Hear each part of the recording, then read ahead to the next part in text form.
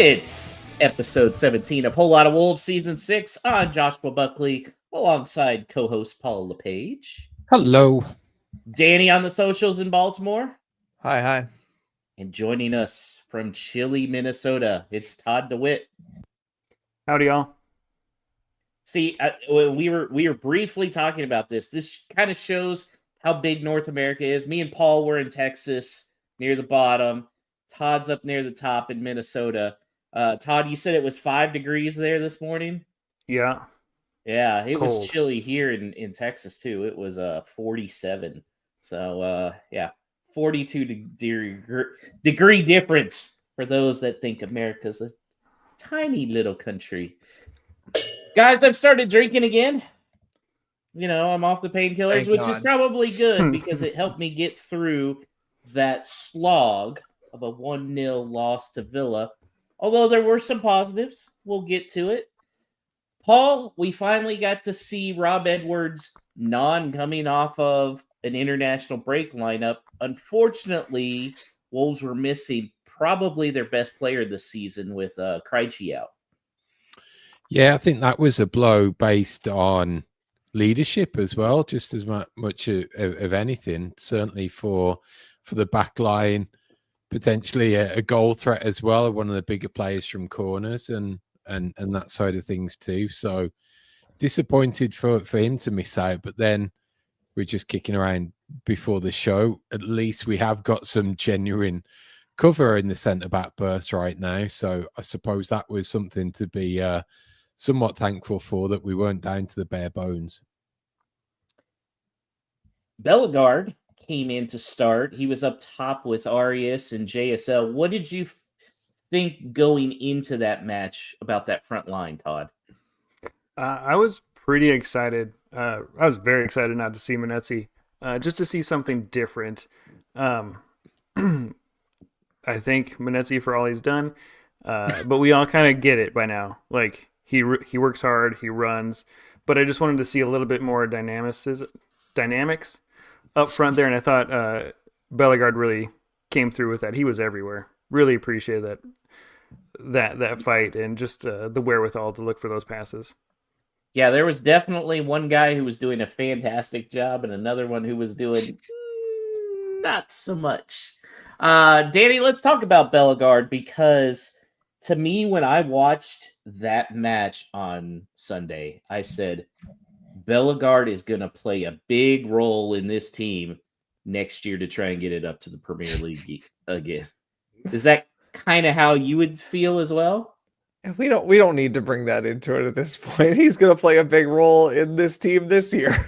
I don't know if it'll amount to anything, but yeah, I mean, he's definitely, our most reliable creative force, which I'm sure many people will see as a sign of our decline over the years. And just, the way that we've set things up over the summer, through the conspirings of Jeff Shee and Domenico Teddy to replace Cunha with Arias and Bellegarde, who, if you could combine their abilities, might actually kind of be like Cunha, but unfortunately now you have to have two of them on the field at the same time to accomplish what one person could do before. Yeah. But yeah, he was great. Well, maybe great is a strong word, but he was great for us. By our standards this year. In the context of our fantastic. season, he was great. Probably one of the best performances by a Wolves player so far this season, which, probably not quite enough. But yeah, I mean, it's like we saw him play against Villa last year, where he sort of ran the show creatively. And it just shows that we probably need him on the field at basically every game. Todd, another person I felt like had a good match was Chichua, and he nearly had a beautiful assist.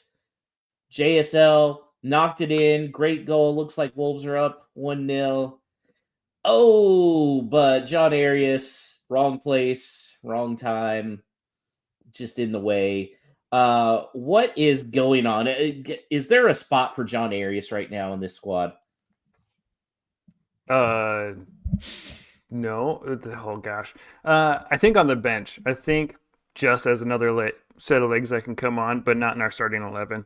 I think we all had really high hopes for him. We saw what he could do with the Club World Cup and of all the highlight reels, but woof, he just is not cutting the mustard.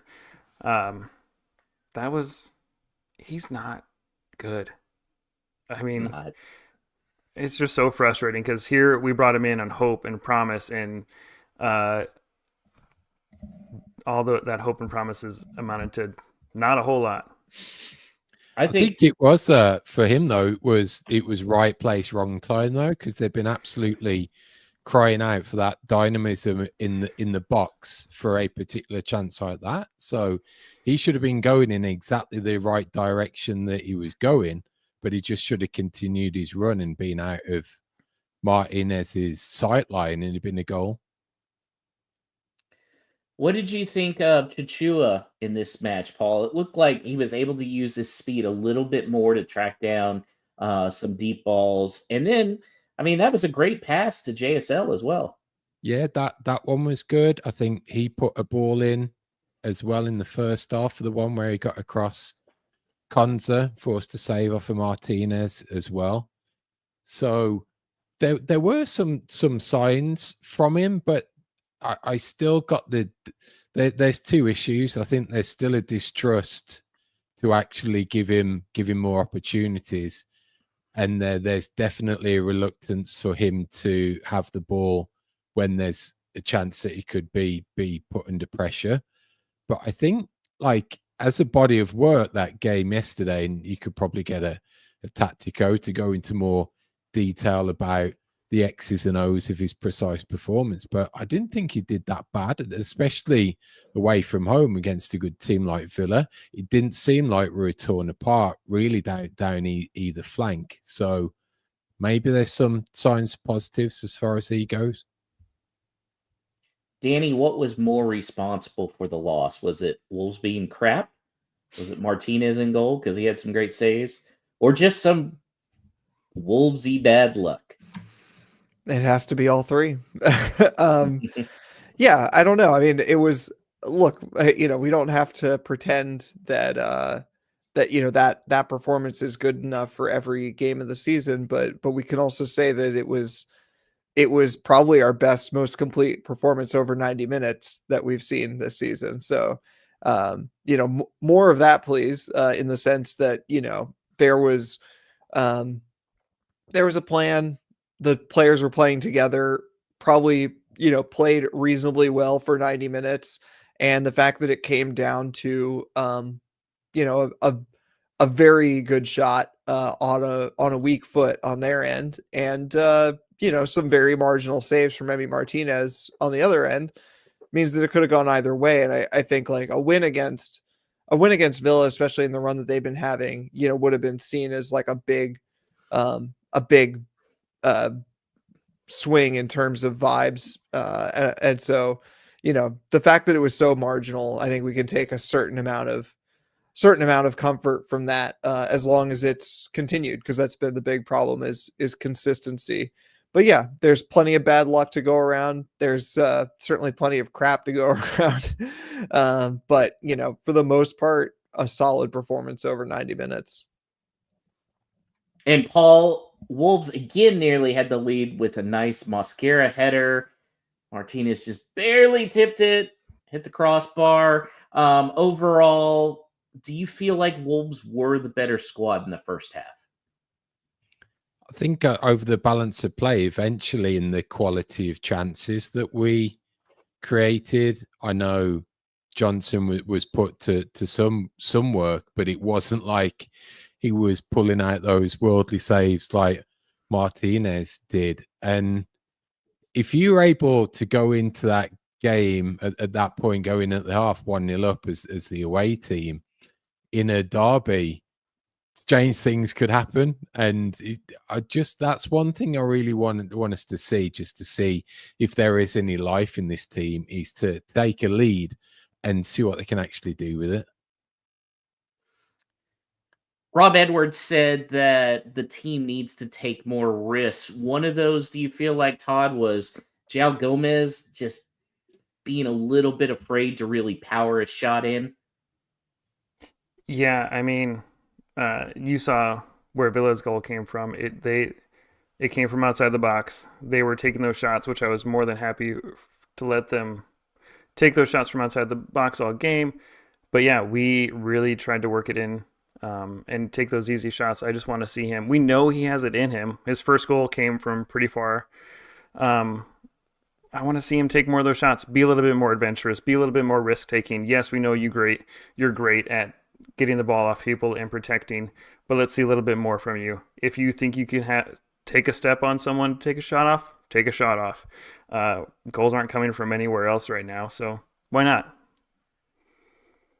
And even though he had a good game, Danny, Bellegarde kind of did the same thing. Looked like he had a nice little breakaway. Instead of just shooting it, he elected to pass it to JSL, and it was knocked away before JSL could get there. What were your thoughts on that play?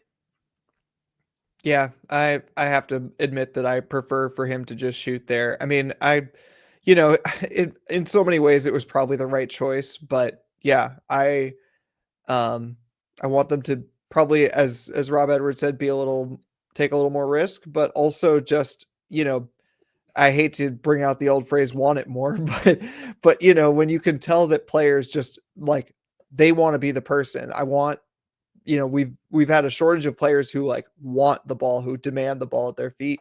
By the same token, I want players who like absolutely back themselves to take that shot.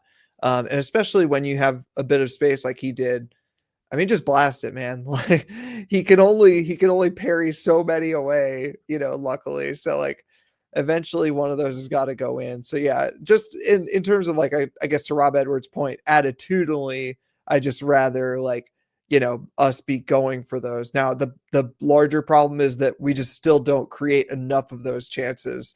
If we had, 2 times the number of chances like that, we're definitely scoring on that day. And that's the bigger hurdle for the games to come is, can you create those moments, but throughout the game and more consistently. Did you say attitudinally? Attitudinally? That's a word. I'll go to Merriam-Webster's right now if you want me to. Attitudinally is a word. I'm impressed. Thank me when you do your crosswords later tonight. Yeah, expanding. Could be good points on Scrabble. Mm. More points than the Wolves have got. We got more points than Paul. The loss came with Kamara just had a beautiful shot. I mean, no way to stop it either, at least from Johnston's point of view. Do you feel like, though, that goal should have stood because there was a foul on Zhao in the buildup, or did you feel like probably too soft and right to make the no call? But based on what went on throughout the whole of the game, that was a foul that the ref was constantly giving, which probably pissed me off even more. That in the balance of play, those tend to get let go and waved on. If that was any type of consistency from the referee throughout, then you'd probably be okay with it. But wasn't there one just really similar with when Moller Wolf got booked for pulling back Matty Cash? Matty Cash was away, got dragged back, came round to claim the foul, ref blew up, and he got a booking. Like exactly the same happened with Joe Gomez, and it just got brushed off. Let the game carry on, and even not really giving any type of magnifying glass to try and overrule it from VAR. So at that point, Wolves chasing the game, and the first sub, Todd, was Bellegarde coming off for Chirera. What'd you think about that? I didn't like it at the time. I thought he was. I like Chirera coming on, but I wish it was going to be for Arias, just to see what a new pairing would look like. I thought Bellegarde was having a good game up until that point, and I thought we kind of lost a little bit of attacking momentum when he came off. I like Rob Edwards. I think he's still trying to figure out what his best combos on the field are, but I think he might have gotten just a little bit wrong with that one. I just think he was blown out of his arse. You know, he put the most effort in. We've heard stuff about the team apparently not being fit enough. I think Bellegarde's consistently been one of those players that has always struggled to get through 90 minutes as well. And I think the damning indictment is not down to Edwards on this one. It's down to him looking behind him, thinking, how can I change a game? How can I chase a goal against a good team? And looking at, well, who am I going to bring on? Torreira, Menezzi, Wang. You know, the goals just aren't jumping out, are they? So at least he was trying to keep a shape of what was potentially still working, and it's just a damning indictment of how that squad's been put together. That's the only options he's got to call on. It's death by exile, right, Todd? For the Batman fans. Yeah. Rough to watch. Huang, did you want to see Huang? I think you're a Huang supporter, right? Definitely not. I mean, don't get me wrong. I would love to see Wang come to Minnesota United. I think he would crush in MLS, and I think we have a marketing arm here for South Koreans that I think Wayne would do a great job, but I don't think Wolves is his level anymore, unfortunately. I do like the guy, though. He's so nice. He's so nice. We've had a lot of nice guys. I'll defend him. I had gochujang chicken for dinner.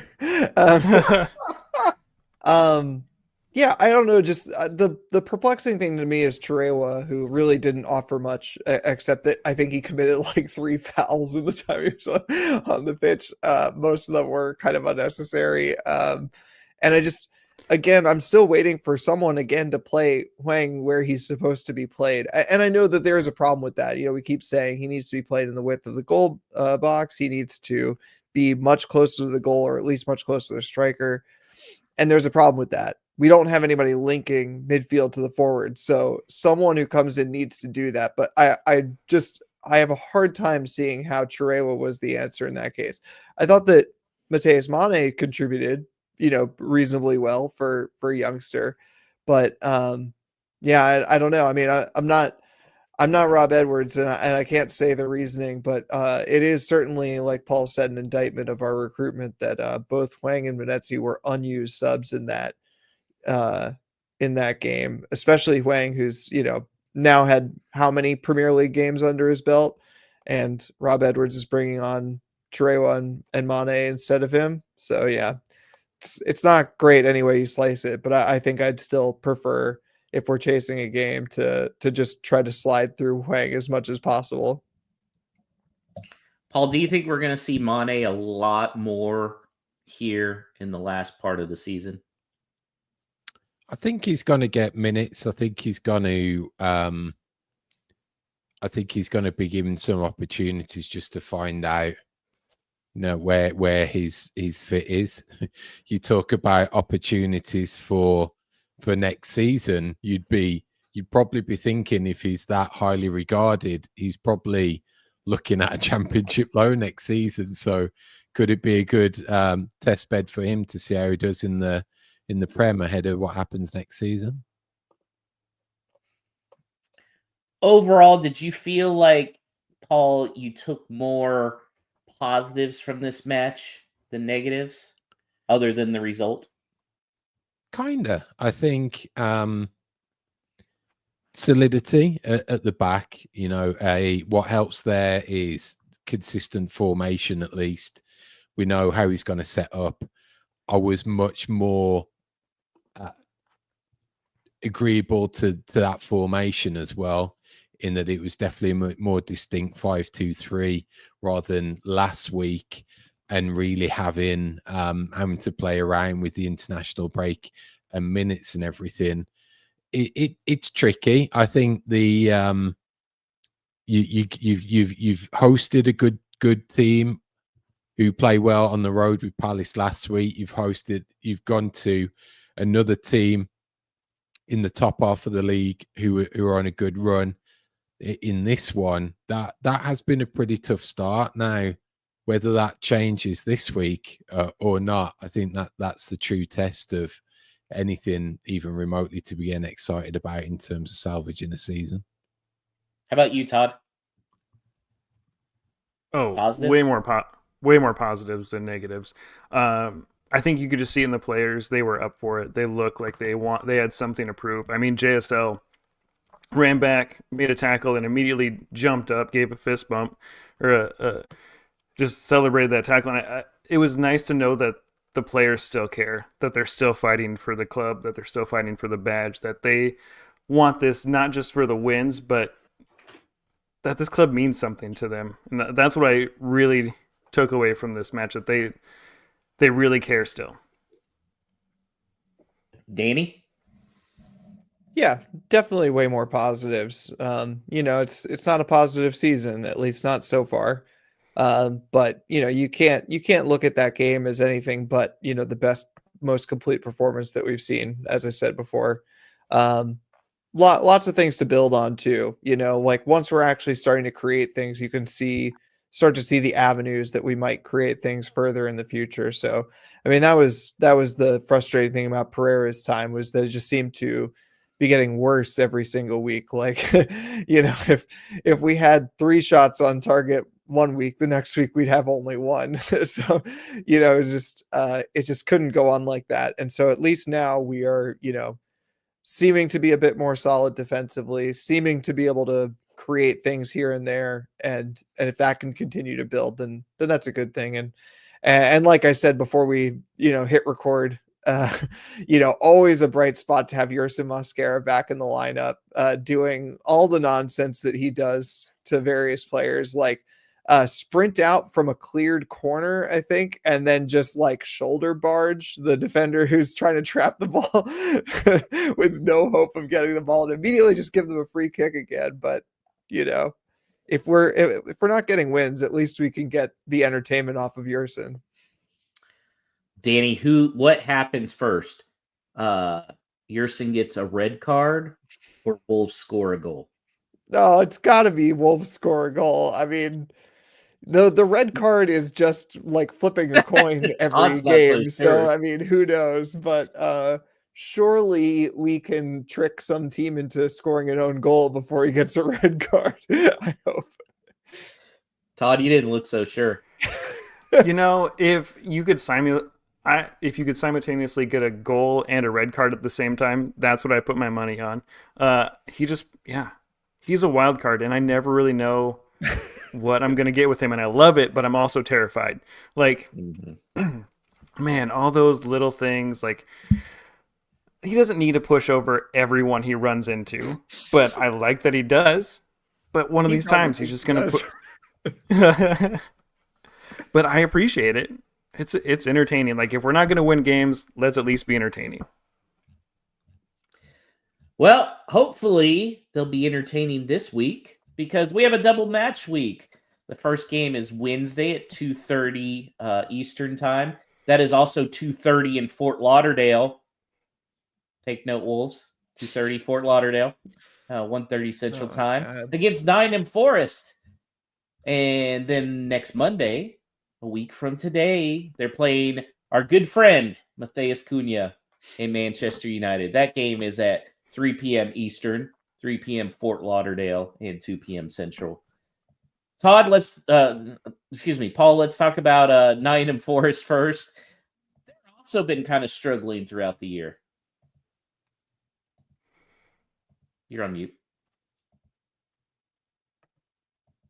They've run into some similar difficulties, but not to the extent of ours. Plus, they had added distractions of European competition as well. So, crazy ownership like ours, but totally different in other ways. And our good friend Morgan Gibbs-White as well. So we'll see what happens with that. Danny, that's a good point. So, which type of crazy owner do you think is better?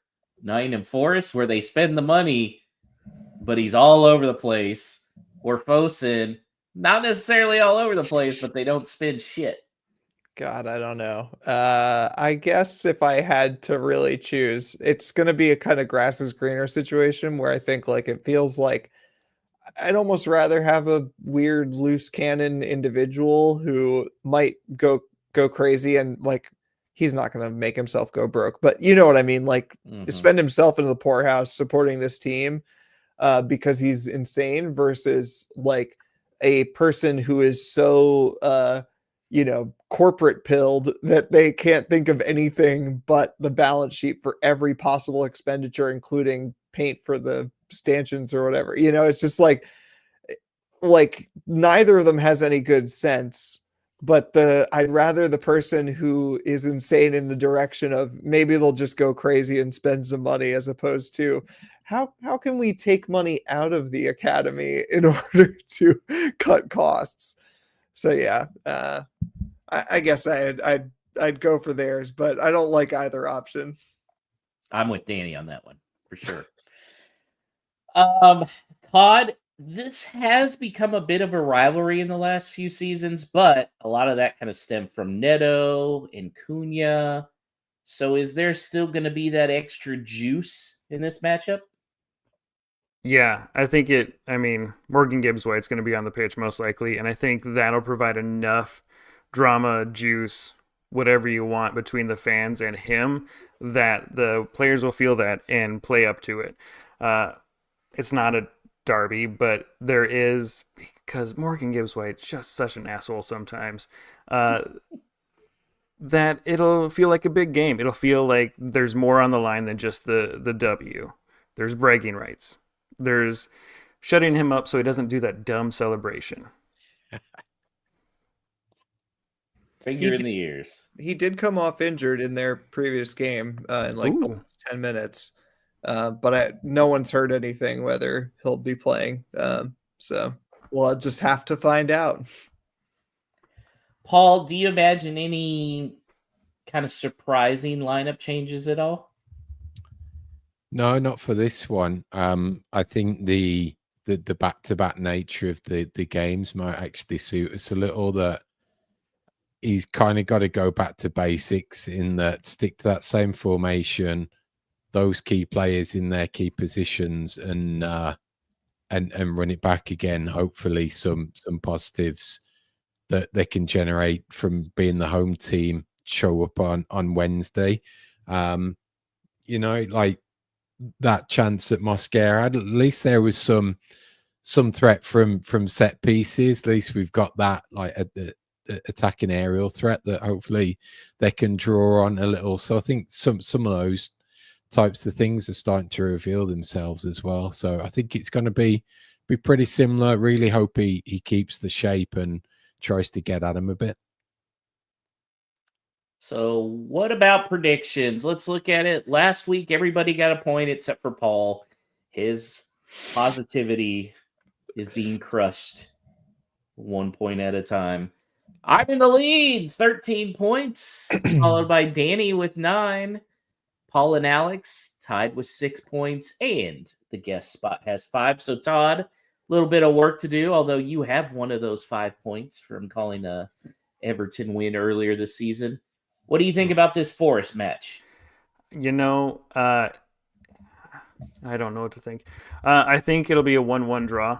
I don't think it'll be a very entertaining 1-1 draw, whether it's drama on the pitch with Mosquera and Morgan Gibbs-White going at each other, or just the nature how the goals are scored. I think it'll be fun. I don't know. I'm kind of optimistic about this, and by saying optimistic, I mean a draw.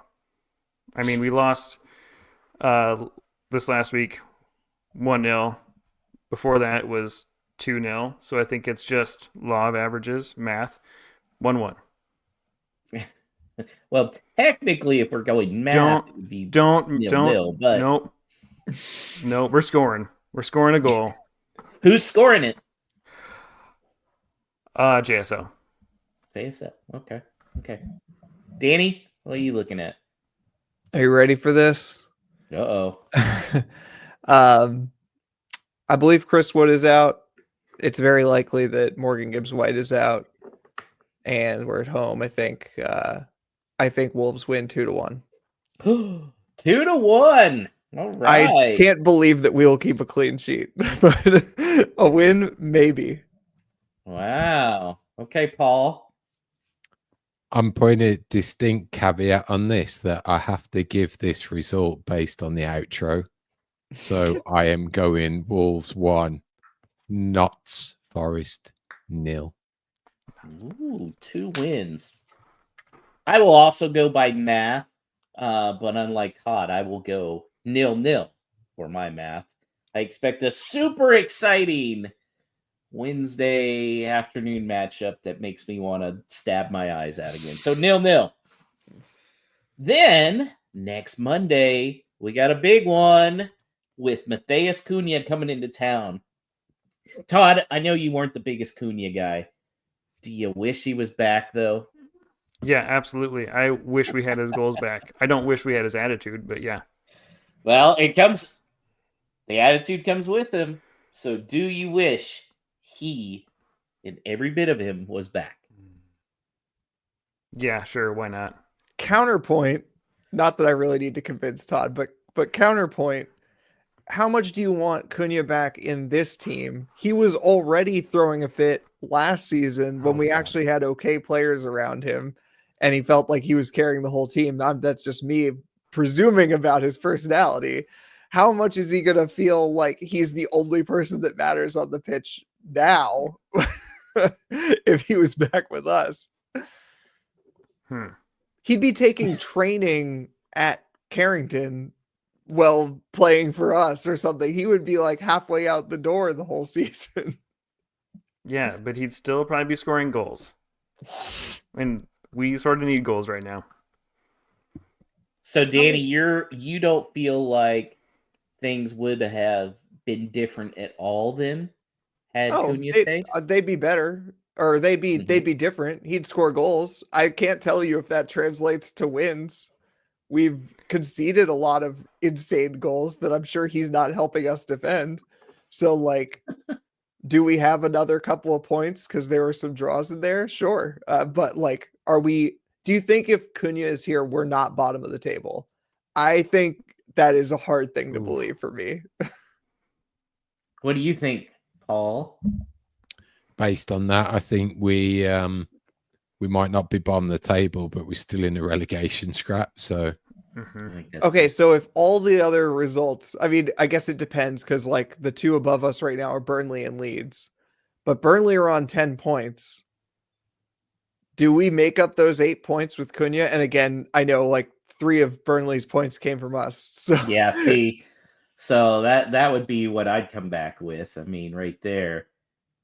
7 versus 5. So then you're only needing, one more win out of there. Yeah, I think we'd be a solid 19th place with Cunha.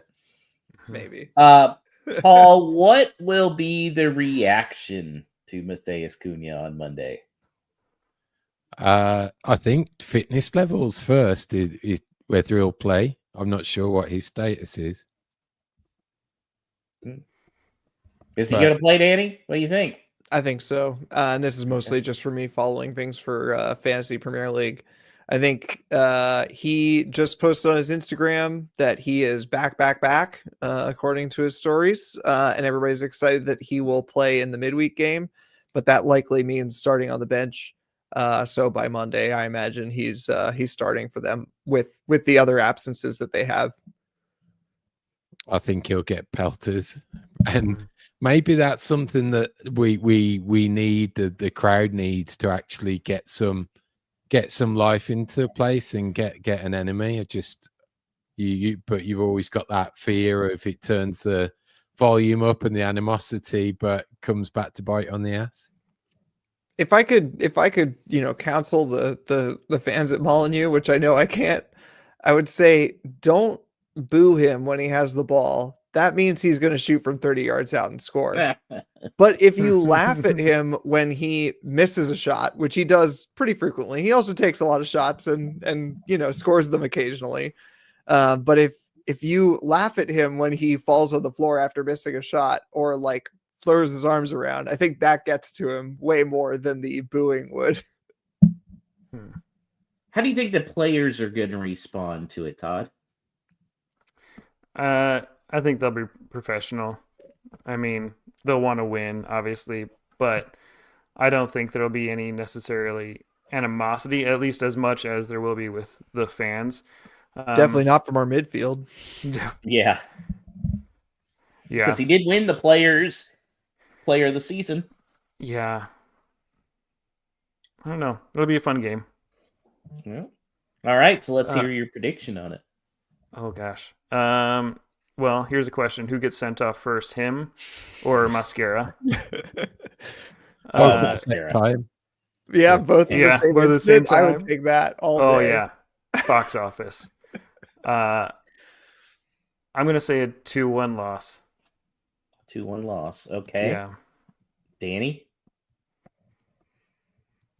Mateus Cunha 1, Wolves 0. Oh. Paul? I'm going for a 1-1 draw. Paul with the positivity again this week. I like it. I'm gonna say Wolves finally score a goal, but Mateus Cunha has a brace.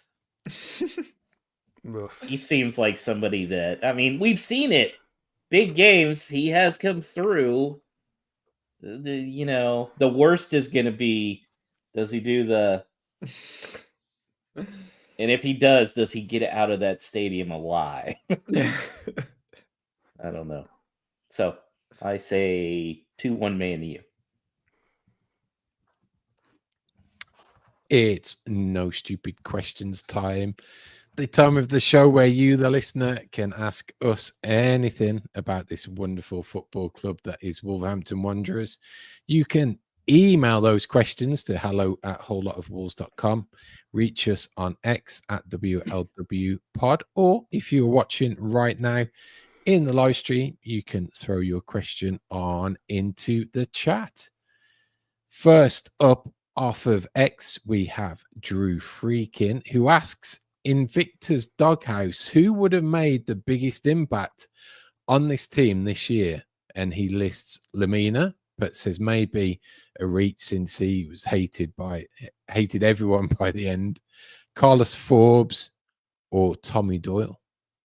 Todd, who's your player out of that would salvage this team? Tommy Doyle. I think he would just add a little bit more in our midfield that we don't currently have. Maybe drag us up the pitch a little bit. Maybe help connect the front line a little bit more. Yeah, I think it would be Tommy Doyle. I'm going to say, have you guys seen? Forbes has been putting up some pretty good numbers. And he got the Portugal call up. I mean, 2 goals and 2 assists in 5 Champions League games. I know the Belgian league. I know, way different quality, but he does have 6 goal contributions. So I would be interested to see him and Rob Edwards, but also he didn't do squat for us. So I do kind of like Tommy Doyle shout out. I think to Todd's point, you still need to get the ball to Forbes, and that's what we struggle with. So I don't disagree necessarily on principle, but yeah, I feel like for me it has to be Tommy Doyle, but it still doesn't feel like the right fit. Like, if I could have made the decision, would I prefer him to be here or not be here? Definitely to be here. Like, he's a good player who would get minutes in this team, if not starts. But I still think he doesn't really solve the problems that we're having, which are a bit more widespread than just one Tommy Doyle can fix. He'll be another key guy next year in the championship for us. Yeah, as long as Blues don't go up or down. Next, also off X, we've got Brian Donnelly, and Brian asks, do we trust that we can actually identify good players to go and get in January? I looked at the main guys that we missed out on in the summer, Uche, Gesand, Deal, Pubil, and they have a combined 877 minutes with 1 goal, 0 assists between them. Contrast that to Menetzi with 869 minutes with 1 goal and 1 assist. So Brian asked twofold. Have you got that trust to get those players? Well, were there any gems that were identified that we actually missed out on? See, I feel like Jeff Shee would point at this and go, see, this is why we didn't spend the money, because we knew they weren't going to be good, and this is why I thought it was a good window. No, I don't trust him. I'm surprised by Gassan's go right now. He's lacking minutes and everything. But yeah, I mean, not only identifying, but then when we do find a guy to actually pay the money, I don't know. Especially with January prices, I don't trust it. I think it's a great question by Brian. I mean, that's the difference right there. Is that, I mean, like, I haven't quite paid as much attention to Uche, but like he seems to have struggled at Palace, and then Gassan didn't even come on for Villa, and you know he's had limited minutes, like Brian's saying there. And Gassan, I mean, I might be mixing up the timeline here, but like he was an option, you know, alongside Arias. So we're talking about a person that we were thinking of to come in and start. And, you know, it seems silly to compare ourselves to Villa the way that they're doing this season, but like, you know, a player who doesn't even come off of Villa's bench, you know, and it's just like, it backs up what we've been saying this whole time in terms of the window, which is that, you know, these weren't really difference makers to begin with that we are looking at, and they were the third or fourth choice already. So yeah, I'm not like, I don't particularly rue these players that we missed out on. I mean, I think that some of them probably improve Wolves, you know, on the margins in various ways, but like, you know, they don't stand out to me as like, if we'd only gotten Gassan or if we only gotten Uche, like totally different season. And it looked like, you know, it was like kind of Uche or Tolu, and you know, I think I'd rather have Tolu, but there's really not much in it at this point in terms of, you know, numbers. I think right now it's a really tough one to judge, because on the face of it, you wouldn't think that there's any Mendes involvement directly right now. Matt Jackson in his new role, or whatever label they're putting on that now, does that give a hint of a more domestic feel to recruitment and experienced players, or those that might be in the Championship or had that type of upbringing? Because to me, it's like, would Edwards be coming in if he didn't have that much of a say on things like that? You know, he could be a complete a mercenary and just be coming for the money. If he gets fired after 6 months, he can go and bugger off and reconstruct his career in the Championship again, and probably do all right over the next few years. Who knows? But has he come in for a specific reason? Hate to say the word project, but is the project either starting now in the hopes that he can have a nucleus of a side that he can take down and try and bring back up? And based on that, who are going to be those types of players that are identified? It could be a complete departure than certainly the section that that Brian mentioned that we're after in the summer, and could be some players that are more domestic, more experienced, that they're looking to build a side around. Mm-hmm. I think it depends on what their aim of this next transfer window is. Is it bring in players to help keep us up, or is it ship some players out, bring some in to better set us up for a year in the Championship? I think if it's a year in the Championship, I would hope they would trust Rob Edwards and his team to say, hey, I know these are quality players that are playing the Championship. It may not look like it right now, but they're bring them in and I can do a number with them. We'll be pushing for promotion, or at least be a more stable side after we go down.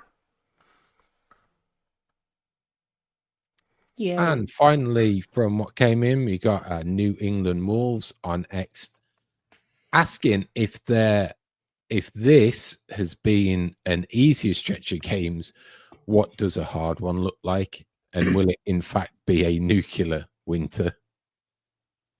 Todd, you're talking winter already. So how new is it going to be? Minnesota winter I for the hope Wolves? not.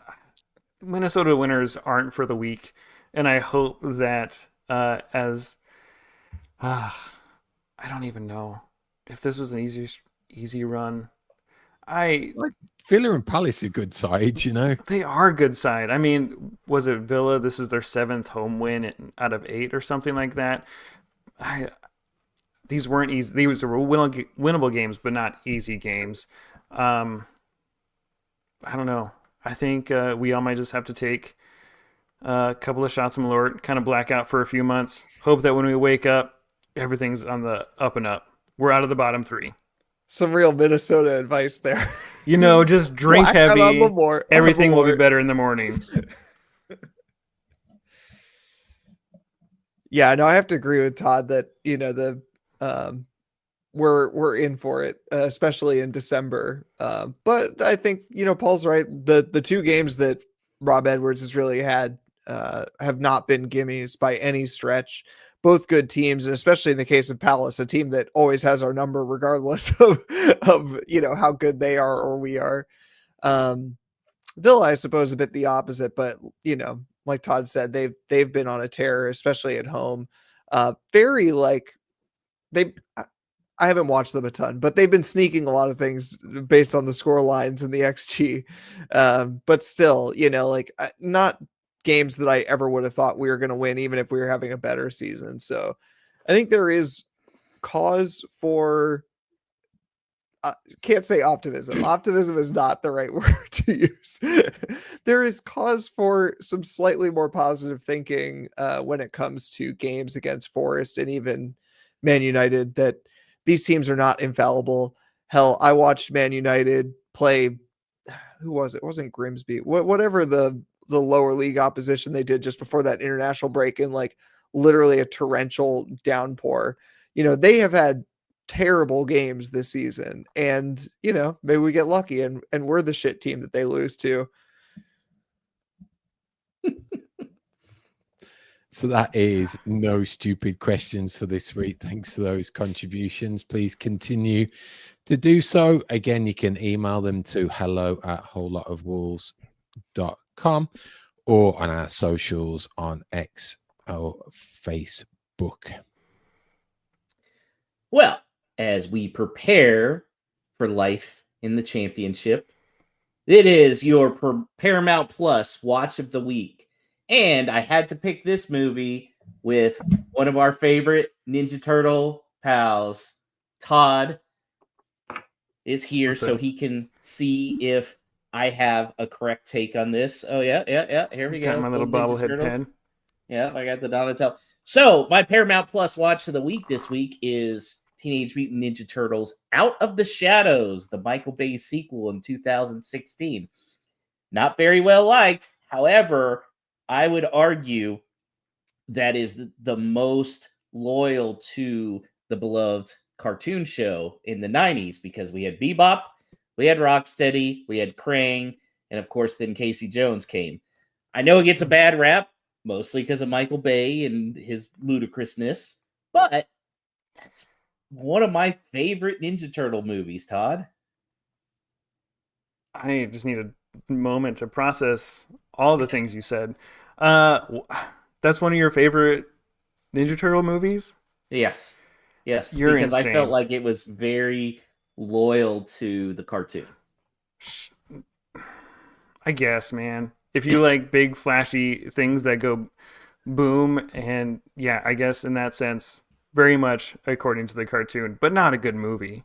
Go watch the 90s Ninja Turtles. Go watch that animated one before any of the Michael Bay movies. Oh my gosh. Yes. Now, the original one is good. I was just, for the original one, the second one, Secret of the Ooze, I was very disappointed they didn't have Bebop and Rocksteady. Instead, they had the 2 other ones in there. This one had Bebop and Rocksteady, and they were done well. Fair. Yeah, I'm a 1990 Ninja Turtles man myself. Did you know that the guy who directed that movie directed mostly music videos, including Money Go for Nothing Ninja. by Dire Straits, Electric Avenue, Hell yeah. You know, Africa electric. by Toto and Take on Me by Aha. He has a vision. Yeah, sure does. Oh man. So you what's your favorite Ninja Turtle movie then, Todd? Because all mean- of them are on Paramount Plus. Yeah, I mean, I'll go watch all of them except for the Michael Bay movies. Man, that was bad. Sorry, Josh. They did that animated one very recently. I don't know. Very the name of it. overrated. It was Eating Madness? way better than the Michael Bay ones. Mm-mm. No, overrated. Mm. Bebop and Rocksteady turned into good guys. Come on, man. Yeah, everyone has a redemption arc. That's all I'm saying. So They were like if back next story too. I mean, everyone has a redemption arc. If Matthias Cunha wants to come back, when we play them, stand at the halfway line and declare his love for Wolves, take a massive pay cut, I will welcome him back with open arms. Everyone has a redemption arc. And that is your Paramount Plus watch of the week. How can people get a hold of you, Todd, since you are not on Twitter? I'm not really on Twitter. Minnesota Wolves is. You can go into any of your social media apps of your choosing, whether it's Twitter, Blue Sky, Instagram, and just type in like MNWWFC. You'll probably bring you to one of our pages. DM me, get a hold of the guys at Whole Lot of Wolves. They'll reach out to me, or just show up to Blackheart of St. Paul every match day. One of us is there, whether that's Wednesday or a Saturday or Sunday, whether it's at 6:30 or 2 p.m. We'll be there. I just want to go because the name sounds so cool. Blackheart of St. Paul. It's got a really good ring to it. Every time I put the location in on Facebook to say, hey, everyone, we're meeting there, like it ever changes, your name is the first one that it wants me to tag. I try so hard not to do it. One of these days it'll slip. Yeah, I might just show up. Maybe not when it's 5 degrees, but yeah, wait till like April. When it's what, 40? Yeah. Shorts and t-shirt weather, man. We'll go swimming. Ooh. Actually, come out February. We have the National Pond Hockey Championships. You'll freeze your butt off, but you'll have a great time doing it. Any time with Todd is a great time. Yes, we can attest to that. So thanks, Todd, for joining us. Thanks to Danny on the socials, Alex doing our producing, you, our audience, listening or watching. You'd be doing us a huge favor, helping to grow the whole Lot of Wolves pack by giving us a 5-star review on your podcast listening platform of choice, or if you're here on YouTube, liking, commenting, sharing our content. Everything that you can do helps massively. We'll be back next Monday. It's going to be a match night reaction show following that Man United game. So if you remember back to the predictions, we go into this week having had Black Friday, Cyber Monday, tomorrow's Giving Tuesday. Well, guess what? Here comes a win on Wednesday. Up the mighty Wolves.